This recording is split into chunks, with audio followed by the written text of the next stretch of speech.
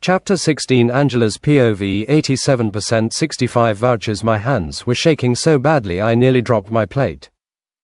The fork clattered against the ceramic and Liam shot up from his chair immediately, his arms reaching for me, but I pulled away. I had wanted to prepare dinner for him. To say thank you for taking care of me. But what the hell was going on? Why was this person calling and threatening me? Threatening us? Angela, please calm down. His voice was sharp, urgent.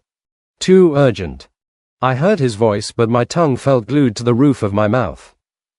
My throat constricted, closing around words I didn't know how to form. The message felt like a living thing inside my chest, clawing at me, strangling me. I needed to know. The phone was on speaker when I answered the call. He had heard the question and now, I needed a reply.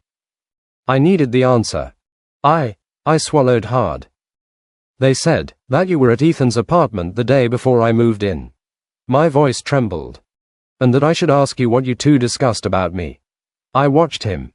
I watched every inch of his face for something. Maybe surprise, confusion, denial, anything to tell me this was wrong, absurd, impossible. But Liam didn't react at all. He didn't laugh it off.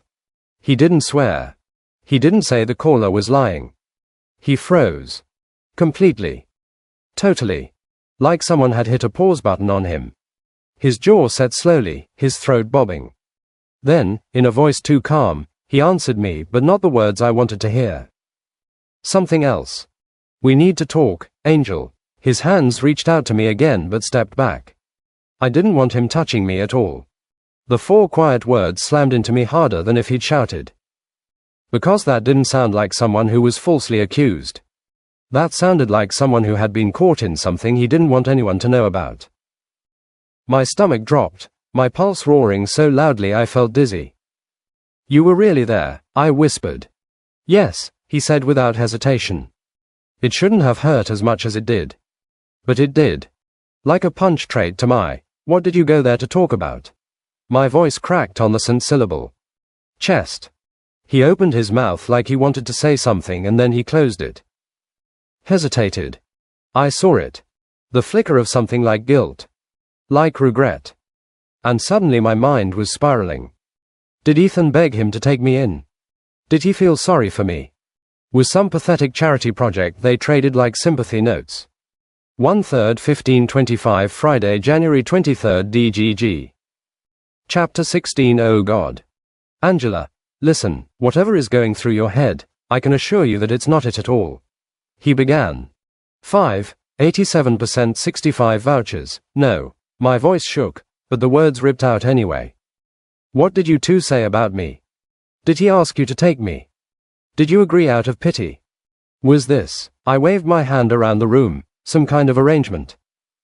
Did you both sit there and decide how to fix poor, helpless Angela? Liam flinched like I'd hit him. Angel, that's not. Don't call me that. My eyes stung. Just tell me the truth. What did you both talk about, Liam? I asked again. He dragged a hand through his hair, looking frustrated, tortured. But all I heard were excuses forming before they even left his mouth. Angela, it wasn't like that. Then what was it like? I snapped. Because from where I'm standing, it sounds like you and Ethan made decisions about my life behind my back. And you didn't think I deserved to know. Let me explain. Explain. Or justify your actions. I shot back. He went silent. And the silence hurt worse than anything he could have said. Something inside me cracked. Quietly. Awfully. I turned on my heel, grabbed my laptop, and marched to the kitchen counter. My chest burned as I opened a browser.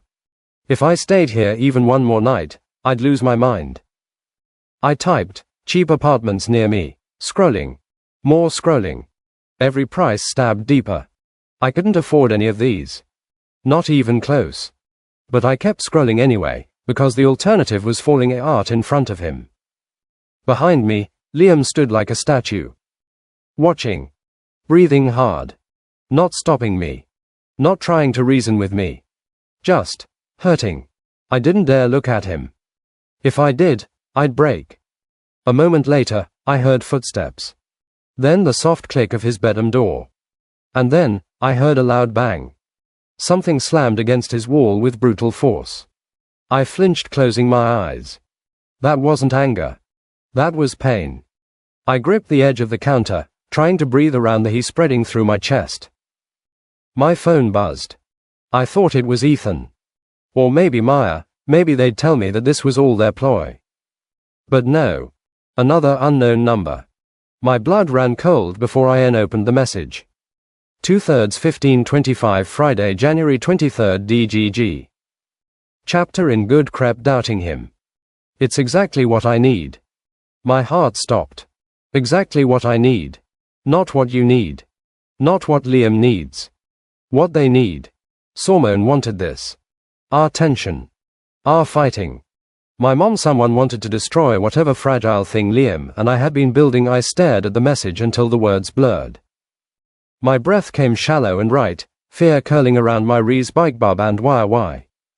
Why us? And why use Liam to get to me? I looked at his closed bedroom door. He was on the other side. Alone. Angry. Hurting, and I was here, lost between fury, fear, and this awful, stubborn part of me that still cared.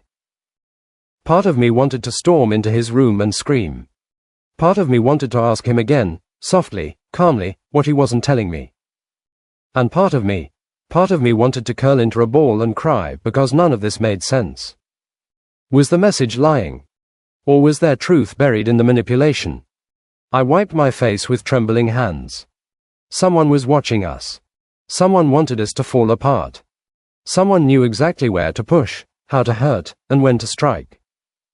And as I stared at Liam's door, torn apart in ways I didn't know how to navigate, I realized one terrifying thing: trusting him could destroy me. But doubting him might be exactly what the stalker wanted. 3/3 AD comment, send gift.